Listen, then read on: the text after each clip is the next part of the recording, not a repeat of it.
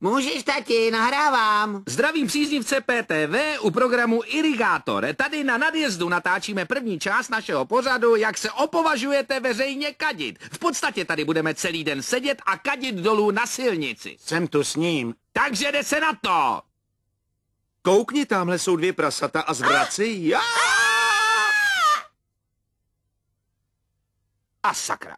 Lois, než začneš vyvádět, uvědom si, že řidič má přizpůsobit jízdu stavu vozovky. To bylo neomluvitelné, Pítre. A Stewie si už možná nikdy nesedne do auta. Vypni ty stěrače, nefungují. Takhle je to ještě horší. Pítre, mám toho dost. Žádala jsem tě, abys s tím přestal, ale ty jsi mě neposlechl. Je mi líto, ale nedal se mi na vybranou. Zavolala jsem FCC. Já dobře vím, co jsou ty z FCC zač.